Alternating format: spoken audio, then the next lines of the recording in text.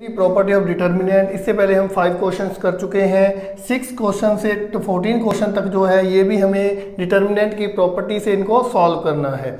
यहाँ पे हमारे पास क्या रहेगा, इसके अंदर हम लास्ट में जाके उसको एक्सपेंड कर सकते हैं। कई बार क्या जितने इसके अंदर जीरो होंगे उतने ही इजीली ये डिटर्मिनेंट एक्सपेंड हो जाएगी। यदि आप विदाउट जीरो करते हो तो क्वेश्चन काफ़ी कॉम्प्लिकेटेड हो जाता है। तो यहाँ हम प्रॉपर्टी लगाकर ही इसको सॉल्व करेंगे। जैसा कि हमारे पास ये एक डिटर्मिनेंट दिया है, इसको हमें जीरो प्रूव करना है। तो लेफ्ट हैंड साइड की बात करें तो हमारे पास लेफ्ट हैंड साइड में डिटर्मिनेंट जो दिया हुआ है इसको यदि हम एक्सपेंड करें तो यहाँ हमारे पास क्या आ जाएगा, जीरो। यदि ब्रैकेट की बात करें इसको और इसको हम छोड़ दें, चाहे हम इसको इस तरह से कर सकते हैं, ये डिटर्मिनेंट आ जाएगा जीरो माइनस सी ज़ीरो। नेक्स्ट टाइम यहाँ पे हमारे पास नेगेटिव ए आता है, इस कॉलम को छोड़ दिया हमने, इस रो को छोड़ दिया, तो यहाँ आ जाएगा माइनस ए माइनस सी बी और जीरो। नेक्स्ट टाइम हमारे पास माइनस के बी आ जाएंगे, यहाँ ये रो और ये कॉलम छोड़ दिया तो एलिमेंट ये आ जाएंगे हमारे पास माइनस ए ज़ीरो बी सी। हम 2/2 ऑर्डर का डिटर्मिनेंट इजीली सॉल्व कर सकते हैं। तो यहाँ हमारे पास वैल्यू हुई जीरो।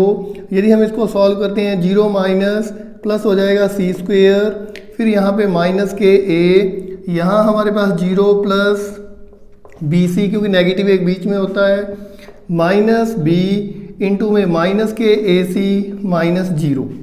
जब जीरो किसी मल्टीप्लाई होता है किसी के साथ तो वो टोटल वैल्यू क्या हो जाती है, जीरो हो जाती है। यहाँ पे हमारे पास माइनस के ए बी सी और यहाँ हो जाएंगे प्लस के ए बी सी और ये आपस में कैंसिल हो जाएंगे तो रिजल्ट हुआ हमारे पास जीरो। और यही हमारे पास क्या है, राइट हैंड साइड। ये हमें शो करना था कि जीरो प्रूव करना था, ये हमने कर दिया। क्वेश्चन नंबर है 7th। इसके अंदर भी सेम है, जैसे ही करना है हमें, क्योंकि यदि हम इसको एक्सपेंड करेंगे तो बहुत टाइम लग जाएगा। पहले इसको हम ईजी करते हैं। लेफ्ट हैंड साइड की बात करें तो लेफ्ट हैंड साइड में आप एक बार रिपीटेशन में इसको लिख लेना। अब देखो यहाँ पे हमारे पास किस रो या किस कॉलम से कुछ कॉमन आ रहा है वो देखते हैं। सबसे पहले देखें तो फर्स्ट रो के अंदर हमारे पास क्या कॉमन आ रहा है, इसमें भी ए है, इसमें भी ए है, इसमें भी ए है। फर्स्ट रो में हमारे पास ए कॉमन आ रहा है, सेकंड रो में हमारे पास बी कॉमन आ रहा है और थर्ड रो में हमारे पास सी कॉमन आ रहा है। तो इसके अकॉर्डिंग यदि हम देखें तो हमें लिखना यहाँ कुछ भी नहीं, जब कॉमन लेते हैं कुछ नहीं लिखना होता। तो यहाँ हमने क्या किया, फर्स्ट रो से ए कॉमन लिया, सेकंड से बी और थर्ड से सी। जब यहाँ से ए कॉमन चला जाएगा तो यहाँ रह जाएगा माइनस के ए, यहाँ बी और यहाँ सी रह जाएगा। इसी तरह से जब हमने सेकंड रो से कॉमन लिया तो इसके अंदर हमारे पास क्या है, यहाँ से बी कॉमन चला गया तो यहाँ ए रह जाएगा, यहाँ माइनस के बी रह जाएंगे और यहाँ पे हमारे पास सी रह जाएगा। थर्ड रो से हमने जब सी कॉमन लिया तो यहाँ रह जाएगा ए बी और माइनस सी। अब यदि हम इसको दोबारा देखें तो क्या इसमें कुछ और कॉमन आ सकता है इस डिटर्मिनेंट में से। तो यहाँ देखें कि फर्स्ट कॉलम, सेकंड कॉलम और थर्ड कॉलम से देखो, फर्स्ट से क्या कॉमन आ रहा है, ए आ रहा है, सेकंड से हमारे पास बी आ रहा है और थर्ड से हमारे पास सी आ रहा है। यहाँ मैंने एक बात कही थी, मैट्रिक्स में जब हमने 3.4 की थी वहाँ हम सिर्फ रो या रो वाला रूल लगा सकते थे। यहाँ हम रो और कॉलम मिक्स रूल लगा सकते हैं। तो यहाँ से हमने कॉलम से फिर कॉमन ले लिया तो यहाँ वैल्यू क्या आई, ए कॉमन आया। तो पहले से हमारे पास ए बी सी कॉमन है, दोबारा हमारे पास इसमें से क्या आया, ए, यहाँ से बी और यहाँ से सी। तो यहाँ हमारे पास -1 1 1, यहाँ से हमारे पास 1 -1 1, फिर यहाँ 1 1 -1। तो इतना एक्सपेंड कर लिया। अब देखो 1 1 बन चुके हैं तो हमारा लगभग 50% क्वेश्चन सॉल्व हो चुका है। अब हम क्या करते हैं, ज़्यादा से ज़्यादा जीरो बनाने की कोशिश करते हैं। हमने एक प्रॉपर्टी इसमें यूज़ कर दी, R1 में चेंज R1 प्लस R2, इन दोनों को हमने ऐड कर दिया R1 में चेंज करके। जब इन दोनों का मल्टीप्लाई करेंगे तो हमारे पास वैल्यू हो जाएगी ए स्क्वेयर बी स्क्वेयर सी स्क्वेयर। तो यहाँ देखें जब इन दोनों को ऐड किया तो ये वैल्यू जीरो, इन दोनों को ऐड किया ज़ीरो, इन दोनों को ऐड किया 2। यहाँ हमारे पास 1 -1 1 1 1 -1। यदि हम इसको और एक्सपेंड करें तो अब हमारे पास 2 जीरो बन चुके हैं। क्वेश्चन बहुत ही इजी हो जाएगा। ए square B square C square जो ये मल्टीप्लाई में था। अब हमारे पास क्या हुआ रिजल्ट में देखें, जीरो को यदि हम किसी नंबर से मल्टीप्लाई करते हैं, ये ऐसा छोड़ दिया 1 -1, फिर हमारे पास -0 यहाँ पे हमने ये कॉलम और ये रो छोड़ा, -1 -1। फिर हमारे पास 2 आया, 2 को जब हमने लिखा यहाँ पे, तो यहाँ पे हमने ये रो और ये कॉलम छोड़ दिया, 1 + 1 हो जाएगा क्योंकि नेगेटिव बीच में होता है, 1 + 1। तो ये हमारे पास ब्रैकेट ऑफ। यहाँ पे बात करें तो ये हो जाएगा हमारे पास a² b² c²। ये रिजल्ट 0, ये रिजल्ट 0 क्योंकि 0 से मल्टीप्लाई हो रहा है, तो ये 0 हो जाएगा। और यहाँ पे 1 और 1 2 2 जा 4 हो जाएंगे। तो यदि हम रिजल्ट को देखें तो इसको इससे मल्टीप्लाई करें तो ये हो जाएगा 4a² b² और c², जो हमारे पास राइट हैंड साइड है। तो इस तरह से हम इसको इजीली प्रूव कर सकते हैं, left side is equal to right side. हमें शो करना था कि लेफ्ट साइड राइट साइड के इक्वल है, और इसको हमने विदाउट एक्सपेंडेशन, ऐसे नहीं कि आप पूरे क्वेश्चन को यहीं से लग जाओ एक्सपेंड करना, पहले ज़्यादा से ज़्यादा आप उस डिटर्मिनेंट में 0 बनाओ, तब हम इसको जाके सॉल्व करेंगे। क्वेश्चन नंबर 8, एग्जाम में 8 से लेके जो 14 तक के क्वेश्चन है वो बहुत ही इंपॉर्टेंट है। हर बार एग्जाम में एक क्वेश्चन 23-24 रैंक पे आता ही आता है, तो बहुत ही इंपॉर्टेंट है, और इनको भी हमें एक्सपेंड और क्या करना है, यूजिंग द प्रॉपर्टी से इसको सॉल्व करना है। तो यहाँ देखें कि हमारे पास राइट हैंड साइड में a - b, b - c और c - a बन रहा है, तो ऐसा बनाने की कोशिश करते हैं और इस डिटर्मिनेंट के अंदर ज़्यादा से ज़्यादा 0 बना के हम इसको सॉल्व करेंगे। तो लेफ्ट हैंड साइड की बात करें तो लेफ्ट हैंड साइड में हमारे पास क्या है, ये एक डिटर्मिनेंट दिया हुआ है, इधर हमारे पास a - b दिया हुआ है, तो मैंने r1 में चेंज किया, r1 में चेंज r1 - r2। तो यहाँ 0 बनाने की कोशिश करो, ज़्यादा से ज़्यादा क्वेश्चन अपने आप सॉल्व होता चला जाएगा। तो यहाँ हमने इसमें से इसको सब्ट्रैक्ट किया 0, यहाँ हमारे पास a - b हो जाएगा, और यहाँ हमारे पास a² - b² हो जाएगा। यहाँ हमारे पास 1, यहाँ b, यहाँ हमारे पास b², यहाँ 1, यहाँ c और यहाँ हमारे पास c²। यदि हम यहाँ पे एक प्रॉपर्टी और यूज़ करें कि 1 0 तो यहाँ हमारे पास बन चुका है, यहाँ पे हम बात करें तो इसमें से इसको सब्ट्रैक्ट कर दें तो भी हमारे पास क्या है, क्वेश्चन सॉल्व हो रहा है। तो हमने नेक्स्ट क्या किया, यदि आप यहाँ लिख सकते हो तो यहाँ हमने r2 में चेंज किया, r2 में चेंज r2 - r3, ये इसमें से हमने सब्ट्रैक्ट कर दिया। तो हमारे पास यहाँ पे क्या हुआ, 0, यहाँ a - b। यहाँ जो हम प्रॉपर्टी यूज़ करते हैं हमें बहुत अच्छे से पता है कि a² - b² is equal to होता है a + b a - b। तो ये हमारे पास प्रॉपर्टी बहुत अच्छे से पता है हमें। तो यहाँ हमने इसको एक्सपेंड करके लिख दिया a + b a - b। इसी के अकॉर्डिंग हमने जब इसमें से इसको सब्ट्रैक्ट किया 0, इसमें से इसको सब्ट्रैक्ट किया b - c। यहाँ भी हम एक्सपेंड करें तो b - c² होगा, उसको हमने लिख दिया b + c b - c। यहाँ हमारे पास 1, यहाँ c और यहाँ c²।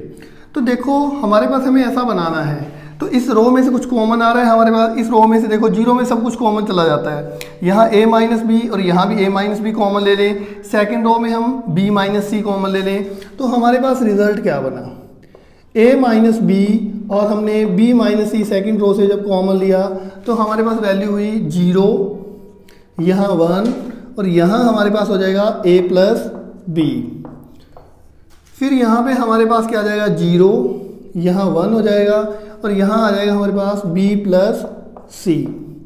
नेक्स्ट हमारे पास 1, यहाँ c और यहाँ c²। तो इस डिटर्मिनेंट में हमारे पास 2 0 बन चुके हैं, तो क्वेश्चन हमारा लगभग सॉल्व हो चुका है। अब हम इसको एक्सपेंड करते हैं, तो एक्सपेंड कैसे करते हैं, वैसे ही हम a - b b - c, ये तो हमारे पास मल्टीप्लाई में है ही।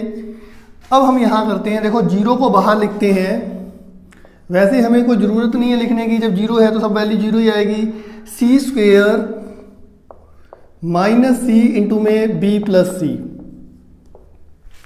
तो यहाँ देखो हमने इसको इससे मल्टीप्लाई किया, इसको इससे मल्टीप्लाई किया। नेक्स्ट टाइम नीचे लिख रहा हूँ मैं 1 को हमने यहाँ लिखा, ये कॉलम और ये रो छोड़ दिया, 0 - bc। फिर हमारे पास क्या आ जाएगा, ये वाला a + b। तो यहाँ हमारे पास ये रो और ये कॉलम छोड़ दिया, 0 - 1। तो हम इसको थोड़ा सा सॉल्व करें तो यहाँ क्या बनता है हमारे पास, a - b B minus C bracket, यहाँ देखो ये वैल्यू टोटल जीरो होगी क्योंकि बाहर इसके जीरो है, यहाँ -1 था तो माइनस से करेंगे तो ये हो जाएगा प्लस बी प्लस सी। नेक्स्ट टाइम हम इसको माइनस से मल्टीप्लाई करेंगे तो ये हो जाएगा माइनस का ए माइनस का बी। यहाँ देखो ये पॉजिटिव है और ये नेगेटिव है, ये कैंसिल हो जाएंगे तो हमारे पास रिजल्ट बना ए माइनस बी माइनस सी और सी माइनस ए। यही हमारे पास क्या है, राइट हैंड साइड है। इस तरह से हम इस क्वेश्चन को इजीली सॉल्व कर सकते हैं। क्वेश्चन नंबर 8 का सेकंड पार्ट है, ये भी बिल्कुल सेम है, जैसे हमें इसके अंदर राइट हैंड साइड में ये प्रूव करना है। हम जब भी क्वेश्चन को सॉल्व करते हैं तो हम इसकी राइट हैंड साइड को बिल्कुल ध्यान में रखते हुए करते हैं। ऐसे नहीं कि हमें प्रॉपर्टी पता है और हमने डायरेक्ट शुरू कर दिया, इससे क्वेश्चन क्या ज़्यादा कॉम्प्लिकेटेड हो जाता है और कई बार क्वेश्चन सॉल्व भी नहीं होता। तो हम इसकी लेफ्ट हैंड साइड को देख के करते हैं। तो लेफ्ट हैंड साइड में हमारे पास क्या दिया हुआ है, अब देखो यहाँ पे मैंने आपको बताया जब भी आप क्वेश्चन सॉल्व करो तो उसमें ज़्यादा से ज़्यादा जीरो बनाने की कोशिश करो। तो यदि हम जीरो क्या करते हैं, और यहाँ हमें रिक्वायर क्या है, a माइनस बी है, तो मैंने क्या किया, C1 में चेंज किया, C1 में चेंज C1 माइनस C2, ये इसमें से सब्ट्रैक्ट कर दिया। तो रिजल्ट क्या हुआ मेरे पास, ये हुआ मेरे पास, ये इसमें से जीरो जीरो, ये हो जाएगा a माइनस बी और यहाँ हो जाएगा a cube minus B cube. हमारे पास ये 1, ये b और ये b क्यूब वैसे का वैसे 1c और c क्यूब। नेक्स्ट हमने क्या किया, यहाँ भी जीरो करने की कोशिश की तो C2 में चेंज किया, C2 माइनस C3। तो हमारे पास यहाँ हुआ 0 a minus B, a cube minus B cube, यहाँ 0, यहाँ b माइनस c और यहाँ हमारे पास b cube minus c cube, यहाँ 0 सॉरी यहाँ 1, यहाँ c और यहाँ हमारे पास c क्यूब। तो हमें एक प्रॉपर्टी पता है a क्यूब b क्यूब की, वहाँ हम यदि a क्यूब और b क्यूब होता है तो हम यूज़ करते हैं a minus B A square plus A B plus B square. ये प्रॉपर्टी हम 9th 10th क्लास में पढ़ते आ रहे हैं। तो उसके अकॉर्डिंग यदि हम इसको इस तरह से लिखें तो ये रिजल्ट जो बनता है मेरे पास 0 a माइनस बी, यहाँ हो जाएगा a minus B A square A B plus B square. फिर यहाँ हमारे पास 0 b minus C B square B C plus C square. Next जो है हमारे पास 1c क्यूब। तो इस तरह से हमने इसको सॉल्व किया। सॉरी यहाँ पे हमारा एक स्टेप रह गया है, इसमें b माइनस सी भी लगेगा, b minus C B square B C plus C square. तो यहाँ देखें क्या कॉमन आ रहा है, इस कॉलम में हमें कुछ कॉमन मिल रहा है, a माइनस बी मिल रहा है, यहाँ पे b माइनस सी। तो हमारे पास रिजल्ट क्या बना, रिजल्ट में हमारे पास a minus B first column से, b minus C second column से हमारे पास कॉमन आ गया है। तो यहाँ हमारे पास 0, यहाँ 1, यहाँ a square A B plus B square. फिर दूसरे कॉलम में हमारे पास 0, 1 B square plus B C plus C square. Third में हमारे पास सेम एज ही आ जाएगा 1 सी और यहाँ हो जाएगा हमारे पास सी क्यूब। तो ये हमारे पास सेम एज ही आ गया है। अब देखो हमारे पास लगभग दो वैल्यूज तो कॉमन आ चुकी हैं, c माइनस ए प्लस बी प्लस सी बनाना है, दो जीरो भी हो चुकी हैं। तो हम इसको आगे सॉल्व करते हैं। अब इसको हम एक्सपेंड करेंगे, a माइनस बी माइनस सी। हमें पता है जब जीरो बाहर आता है तो अंदर वाला प्रोडक्ट सॉल्व करेंगे वो जीरो ही आना है, तो हम डायरेक्ट जीरो लिख देते हैं। दूसरे वाला प्रोडक्ट भी जीरो ही आएगा क्योंकि बाहर जीरो है तो उसे जीरो से मल्टीप्लाई होने के बाद जीरो हो जाएगा। थर्ड हमारे पास 1 ऐसा आ गया। हम इसको इससे मल्टीप्लाई करते हैं तो ये हो जाएगा B square B C plus C square. बीच में हमारे पास नेगेटिव आता है क्योंकि ये वैल्यू पूरी टर्म है, इसलिए इसके आगे नेगेटिव लगाएंगे पूरी टर्म के आगे और ब्रैकेट यूज़ करेंगे। इसको इससे मल्टीप्लाई किया हमने A square plus A B plus B square. तो हमारे पास ये रिजल्ट क्या बना, इसके अकॉर्डिंग यदि हम इसको सॉल्व करें तो यहाँ हमारे पास वैल्यू बन रही है a माइनस बी, फिर हमारे पास b माइनस सी, और यदि हम इसको सॉल्व करें ये तो जीरो ही है, यहाँ हमारे पास B C plus C square, यहाँ हमारे पास माइनस ए स्क्वेयर, फिर हमारे पास माइनस के ए बी, फिर माइनस के बी स्क्वायर, क्योंकि बाहर माइनस है सभी टर्म्स के नेगेटिव साइन हो जाएंगे। तो यहाँ हमारे पास बी स्क्वायर से बी स्क्वायर कैंसिल हो गया। नेक्स्ट जो है हमारे पास आ जाएगा ए माइनस बी, बी माइनस सी। यदि हम बात करें यहाँ सी स्क्वायर माइनस ए स्क्वायर प्लस बी सी, फिर हमारे पास माइनस के ए बी। तो यहाँ हम इसको सॉल्व कर रहे हैं, तो यहाँ हमारे पास a माइनस बी, यहाँ हमारे पास b माइनस सी। यदि यहाँ देखें तो यहाँ a प्लस बी वाला फॉर्मूला यूज़ कर दिया हमने, c प्लस ए इंटू में c minus A. Next time in दोनों में से हमारे पास क्या कॉमन आ रहा है, b कॉमन आ रहा है, तो हमने लिख दिया c माइनस ए। अब इन दोनों टर्म्स में क्या कॉमन आ रहा है हमारे पास, c माइनस ए दोनों में कॉमन आ रहा है, तो हम इसको लिखेंगे a माइनस बी पहले से कॉमन था बाहर, फिर b माइनस सी, और फिर हमारे पास आ गया c माइनस ए।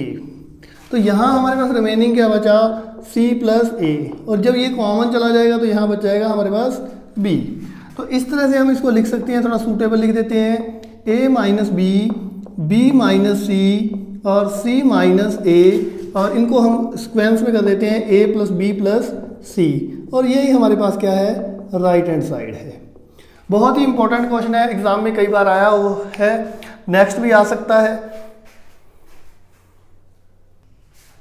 बहुत ही इंपॉर्टेंट क्वेश्चन है ये, 9th क्वेश्चन, कई बार एग्जाम में आ भी चुका है, थोड़ा सा लेंथी जरूर है, लेकिन सेम है, जो मेथड हम यूज़ कर रहे हैं सेम है, वैसा ही है इसके अंदर भी, कि हमें राइट हैंड साइड में ध्यान रखते हुए चलना है, x minus Y, Y minus Z, Z minus X. Priority हमें इसको रखनी है कि ये सबसे पहले बने, उसके बाद जो पीछे वाली टर्म है वो अपने आप बन जाती है जब हम उसको एक्सपेंड करते हैं। तो राइट हैंड साइड में हमारे पास देखें कि ये पूरी टर्म बनी हुई है, तो लेफ्ट हैंड साइड को कैसे सॉल्व करेंगे, सबसे पहले हमारे पास या x माइनस वाई या y माइनस जेड वगैरह बनते हैं। तो यहाँ हम देखते हैं लेफ्ट हैंड साइड में, तो यहाँ हमारे पास देखो, यदि हम r1 में चेंज करते हैं, r1 में चेंज r1 माइनस r2 करते हैं, तो हमारे पास वैल्यू हो जाती है, ये इसमें से सब्ट्रैक्ट हो जाए x माइनस वाई, और यहाँ हमारे पास हो जाएगा X square minus Y square. और यदि यहाँ बात करें तो यहाँ हो जाएगा Y Z minus Z X. नीचे बात करें यहाँ सेम है, आ जाएगा वाई स्क्वेयर इंटू में जेड एक्स। यहाँ हमारे पास थर्ड रो वैसे ही एज इट इज आ जाएगी एक्स वाई। यहाँ हमारे पास कुछ कॉमन आ रहा है, यहाँ तो a प्लस बी की प्रॉपर्टी लग जाएगी, यहाँ हम यदि z कॉमन ले लें तो हमारे पास x माइनस वाई बन जाएगा। हम R2 में और चेंज कर देते हैं, R2 में चेंज R2 माइनस R3, तो यहाँ हमारे पास वैल्यू क्या बनती है, x माइनस वाई, यहाँ ऐसा, यहाँ हमने प्रॉपर्टी यूज़ कर दी a plus B, a minus B. यहाँ हमारे पास क्या आ जाएगा, यदि हम z कॉमन ले लें तो यहाँ हमारे पास y माइनस x आ जाएगा।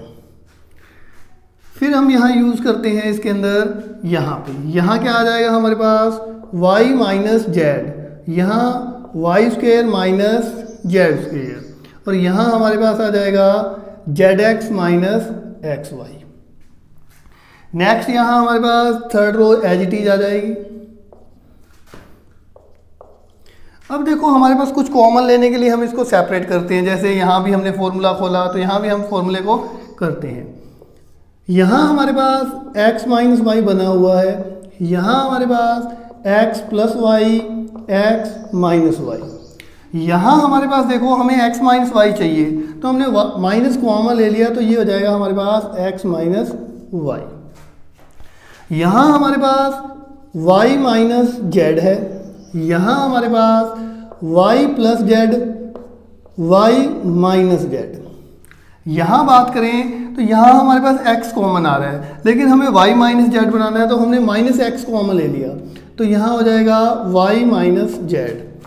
थर्ड जो रो है वो एज इट इज आ जाएगी हमारे पास, जेड स्क्वेयर इंटू में एक्स वाई। अब देखें कि फर्स्ट रो में हमारे पास क्या कॉमन आ रहा है, x माइनस वाई कॉमन आ रहा है, सेकंड में हमारे पास y माइनस जेड कॉमन आ रहा है, तो यहाँ हम इसको लिखते हैं x माइनस वाई, फिर y माइनस जेड। तो हमारे पास फर्स्ट रो में क्या बच गया, यहाँ 1, यहाँ x प्लस वाई, यहाँ हमारे पास माइनस के z। फिर हमारे पास 1, फिर हमारे पास y प्लस z, और फिर हमारे पास माइनस के x। फिर यहाँ हमारे पास z स्क्वेयर, और फिर हमारे पास एक्स वाई। तो यहाँ हमारे पास ऐसा हो गया। अब देखें हमारे पास x minus Y, Y minus Z हो गया है। अब हमें यहाँ पे क्या बनाना है, z माइनस एक्स बनाना है। तो z माइनस एक्स बनाने के लिए देखो कहीं क्या हम इसमें से इसको सब्ट्रैक्ट कर दें तो z माइनस एक्स बन जाएगा और y से y कैंसिल हो जाएगा। तो हमने R2 में चेंज किया, R2 माइनस R1। तो यहाँ हमारे पास रिजल्ट क्या बनता है, x minus Y, Y minus Z. तो यदि हम इसमें से इसको सब्ट्रैक्ट करते हैं तो हमारे पास क्या आ जाएगा 1, यहाँ हमारे पास x प्लस वाई, यहाँ हमारे पास माइनस के z। तो ये हमारे पास इस तरह से बना। यदि हम क्या करते हैं R2 में से R1 को सब्ट्रैक्ट करते हैं तो ये इसमें से माइनस किया तो ये वैल्यू हो गई 0। ये इसमें से हम सब्ट्रैक्ट करते हैं तो हमारे पास क्या आ जाएगा y प्लस जेड माइनस के x माइनस के y, और यहाँ हमारे पास माइनस के x प्लस के z हो जाएंगे। ये z, ये हमारे पास z स्क्वेयर, और ये हमारे पास एक्स वाई। यहाँ से हमारे पास y कैंसिल हो गया। अब इन सभी से हमारे पास क्या आ रहा है, ये भी तो z माइनस एक्स है, तो हमने यहाँ से कॉमन ले लिया इसको सेकंड रो से, x minus Y, Y minus Z, और z माइनस एक्स हमारे पास कॉमन आ गए। तो यहाँ हमारे पास 1 x प्लस वाई माइनस के z, 0, यहाँ हमारे पास 1 बच जाएंगे क्योंकि ये तो कॉमन चले गए हैं। यहाँ भी हमारे पास 1 बच जाएगा, z स्क्वेयर एक्स वाई। अब देखो हमारे पास 0 बन चुके हैं, हम इसको एक्सपेंड करते हैं। इससे ज़्यादा हम और प्रॉपर्टी लगाएंगे तो फिर वो किसी ना रो में या किसी कॉलम में वैल्यू बन जाएगी। तो हम इसको यहीं से एक्सपेंड करते हैं। तो यहाँ हमारे पास क्या आ जाएगा x minus Y, Y minus Z, और z माइनस एक्स। यदि हम इसको एक्सपेंड करते हैं तो यहाँ हमने 1 रखा, इसको इससे मल्टीप्लाई किया, X Y minus Z square, फिर माइनस के x प्लस वाई, फिर हमने इसको सॉल्व किया, इसको इससे मल्टीप्लाई किया 0, इसको इससे मल्टीप्लाई किया माइनस के z। फिर हमने थर्ड रो में सॉल्व किया इसको, थर्ड कॉलम में z। तो ये माइनस के z थे, यहाँ 0, माइनस के हमारे पास क्या आ जाएंगे, z आ जाएंगे। तो हमारे पास रिजल्ट में क्या बना, x minus Y, Y minus Z, और z माइनस एक्स। यहाँ पे हमारे पास बना एक्स वाई माइनस के जेड स्क्वेयर।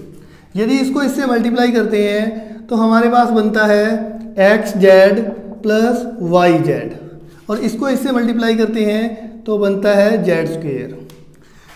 तो यहाँ हमारे पास जेड स्क्वेयर से जेड स्क्वेयर कैंसिल। तो ये हमारे पास रिजल्ट बन चुका है। तो हम इसको सूटेबल करके लिख देते हैं x minus Y, Y minus Z, और z माइनस एक्स। यहाँ हमने इसको सिक्वेंस में लिख दिया एक्स वाई, वाई जेड, और जेड एक्स। तो इस तरह से हमारे पास राइट हैंड साइड प्रूव हो गया है। तो यहाँ हम इसको ज़्यादा एक्सपेंड और नहीं करेंगे। तो यहाँ बिल्कुल हमारे पास कंप्लीट इसकी राइट हैंड साइड बन चुकी है, एक्स वाई, वाई जेड और जेड एक्स। बहुत ही इंपॉर्टेंट क्वेश्चन है एग्जाम के लिए। इससे आगे question number 10th। Question number 10 का जो फर्स्ट पार्ट है और सेकंड पार्ट बिल्कुल सेम एज है, बहुत ही आसान से है। हमें लेफ्ट साइड दी हुई है और राइट साइड में प्रूव करना है। बहुत ही बार ये एग्जाम में आए हुए हैं, तो बहुत ही इंपॉर्टेंट क्वेश्चन है ये। तो हमारे पास क्या है, इसके अंदर हमें लेफ्ट साइड को राइट हैंड साइड में प्रूव करना है। तो लेफ्ट हैंड साइड में हमारे पास ऐसी वैल्यू दी हुई है, क्या कुछ ऐड होके बन सकता है। तो हमने R1 में चेंज किया, तो R1 में चेंज किया, इन तीनों को हमने ऐड कर दिया क्योंकि सेम एज वैल्यू बनेगी हमारे पास R1 plus R2 plus R3। जब हम इन तीनों को ऐड करते हैं तो हमारे पास वैल्यू हो जाती है 5x प्लस 4। यहाँ भी हम तीनों को ऐड करते हैं तो 5x प्लस 4। जब इन तीनों को ऐड करेंगे तो यहाँ भी हमारे पास 5x प्लस 4। यहाँ हमारे पास हो जाएगा 2x, ये तो एज इट इज वैसे का वैसे रहेगा हमारे पास 2x। यहाँ हमारे पास 2x, 2x, x प्लस 4। अब देखिए कुछ कॉमन आ रहा है हमारे पास, फर्स्ट रो में ये वैल्यू सेम है, हमारे पास कॉमन आ गई है, तो 5x + 4। अब हमारे पास क्या रिजल्ट रहा, यहाँ 1, यहाँ 1 और यहाँ 1। यहाँ हमारे पास 2x, x + 4, यहाँ हमारे पास 2x, 2x, 2x, x + 4। तो यहाँ हमारे पास देखो 1 1 बन चुके हैं। अब हमें इनको क्या है, जीरो करना है। राइट हैंड साइड को ध्यान रखें तो 4 - x बन रहा है, न कि x - 4। तो हमने इनको जीरो करते हैं। तो हमने यहाँ चेंज किया C2 में change, C2 change C2 - C1। तो हमारे पास रिजल्ट हुआ 5x + 4, जो तो प्रोडक्ट में पड़ा था वो तो बाहर है ही हमारे पास। यहाँ हमने क्या किया, इसमें से 1 फर्स्ट रो कॉलम वैसे का वैसे, 2x, 2x। जब हम इसमें से इसको सब्ट्रैक्ट करते हैं तो ये वैल्यू हो जाती है 0। ये रिजल्ट इसमें से सब्ट्रैक्ट करेंगे तो x + 4 - 2x हो जाएगा। और यहाँ हमारे पास 2x, यहाँ 1, यहाँ हमारे पास 2x और यहाँ हमारे पास x + 4 है, तो ये सेम एज आ जाएगा हमारे पास। अब हमने क्या किया, इसको भी जीरो करना है हमने, तो इसके लिए हमने क्या किया, C3 में चेंज, C3 - C1, इसको फिर इसमें से सब्ट्रैक्ट कर दिया। तो 5x + 4 मल्टीप्लाई में था ही हमारे पास, तो ये 1, ये हमारे पास 2x, ये हमारे पास 2x। यहाँ ये रिजल्ट 0, यहाँ इसमें से इसको सब्ट्रैक्ट करें तो हमारे पास हो जाता है 4 - x। ये इसमें से सब्ट्रैक्ट किया 0, यहाँ पहले 0 बन चुका था हमारे पास। यहाँ अब इसमें से हम इसको सब्ट्रैक्ट करते हैं तो ये हो जाएगा 0, ये इसमें से सब्ट्रैक्ट किया 0, ये इसमें से सब्ट्रैक्ट किया तो 4 - x। तो अब हम इसको एक्सपेंड करते हैं क्योंकि हमारे पास 2 0 बन चुके हैं। तो अब हमें क्या है, सिर्फ इसको एक्सपेंड करना है। तो एक्सपेंड कैसे करते हैं आपको पता है अच्छे से, 5x + 4 ब्रैकेट 1, इसका इसके साथ मल्टीप्लाई करेंगे, 4 - x की स्क्वायर -0। नेक्स्ट ये रिजल्ट भी हमारे पास 0 रहेगा और ये भी 0 रहेगा, क्योंकि जिसके प्रोडक्ट में 0 होता है वो 0 आता है।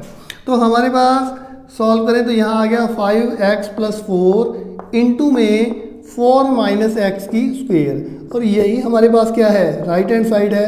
तो सेम है जिसका सेकंड पार्ट है वो भी हम करते हैं। तो क्वेश्चन नंबर 10 का सेकंड पार्ट जो है वो सेम है जैसे पहले हमने किया, कि ये क्वेश्चन दोनों ही बहुत इंपॉर्टेंट है और इजी क्वेश्चन है, इसलिए एग्जाम में ज़्यादातर क्वेश्चन नॉर्मल से क्वेश्चन पूछे जाते हैं। ऐसा नहीं कि ज़्यादा डिफिकल्ट क्वेश्चन पूछा जाए और ज़्यादा इजी, नॉर्मल से क्वेश्चन पूछे जाते हैं जिसमें बच्चे की नॉर्मल प्रैक्टिस हो। अब जैसे ये क्वेश्चन है हमारे पास, लेफ्ट हैंड साइड में हमारे पास दे रखा है एक डिटर्मिनेंट और उसको सॉल्व करें, हमें ऐसा बनाना है। यदि हम तीनों रो को जोड़ते हैं तो हमारे पास ये वाली वैल्यू बन रही है। तो हमने R1 में चेंज किया, R1 में चेंज R1 + R2 + R3। तो यहाँ हमारे पास हम जब इन तीनों को ऐड करते हैं तो ये हो जाएगा हमारे पास 3y + k, यहाँ भी हमारे पास 3y + k और यहाँ भी 3y + k। y, यहाँ y + k, यहाँ y और यहाँ y + k। तो यहाँ देखो हमारे पास फर्स्ट रो में क्या कॉमन आ रहा है, हमारे पास 3y + k। तो ये हम फर्स्ट रो में देखें तो यहाँ 1 1 और 1 बच जाएगा क्योंकि हमने फर्स्ट रो से कम्प्लीटली कॉमन ले लिया है। यहाँ y + k, यहाँ हमारे पास y, यहाँ हमारे पास y, यहाँ y और यहाँ y + k। अब देखो हमारे पास ये इतना पार्ट तो कम्प्लीटली बन चुका है, अब हमें k² बनाना है और हमारे पास 1 1 भी बन चुके हैं। तो हम इसको जीरो करने की कोशिश करते हैं 1 1 को। तो हमने क्या किया, C2 में चेंज किया, C2 - C1। हमारे पास 3y + k तो कॉमन था, प्रोडक्ट में पड़ा ही है बाहर, तो हमने इसके अंदर किया फर्स्ट कॉलम वैसे का वैसे। जब हम कॉलम लिखते हैं तो फिर कॉलम को ही लिखेंगे, यहाँ 0 हो जाएगा जब ये कॉलम इसमें से सब्ट्रैक्ट होगा, ये इसमें से सब्ट्रैक्ट होगा तो हमारे पास k हो जाएगा, ये हमारे पास 0 हो जाएगा। 1y + k, ये 0 बन चुका है। अब इसको 0 बनाना है तो हमने C3 में चेंज किया, C3 - C1, इसको 0 करेंगे तो यहाँ हमारे पास जो 3y प्लस के कॉमन पड़ा था बाहर, वो तो प्रोडक्ट में ही रहेगा। 1y 0 k 0, ये इसमें से सब्ट्रैक्ट हुआ 0, ये इसमें से सब्ट्रैक्ट 0, यहाँ हमारे पास ओनली k रह जाएगा। तो ये हमारे पास k रहा इस तरह से। अब हम इसको एक्सपेंड कर लेते हैं। तो एक्सपेंड हम उसी तरह से करते हैं डिटर्मिनेंट को, जैसा हमारा मेथड है। तो ये ब्रैकेट यहाँ 1, इसको इससे मल्टीप्लाई किया k², ये इससे मल्टीप्लाई हुआ 0। नेक्स्ट टर्म्स हमारे पास 0 ही आएंगे क्योंकि उनके प्रोडक्ट में क्या है 0 है। तो हम देखें हमारे पास जो रिजल्ट बनाना था 3y + k, इनटू में हमारे पास k², और यही हमारे पास क्या है राइट हैंड साइड है। सेम एज हमारे पास बन चुका है, चाहे आप प्रोडक्ट में आगे लिखो या बाद में लिख दो, एक ही बात है। देखो इस टाइप के जो क्वेश्चन है बहुत ही इंपॉर्टेंट रहेंगे। इसके अंदर हमारे पास 4 या 5 क्वेश्चन और बचे हैं, 14 तक करने हैं हमें, 6 to 14। हमारे पास अभी कंप्लीटली 4 क्वेश्चन पेंडिंग है, वो नेक्स्ट वीडियो में डालेंगे। आप इसको ज़्यादा से ज़्यादा शेयर करो और मेरे चैनल को लाइक करो।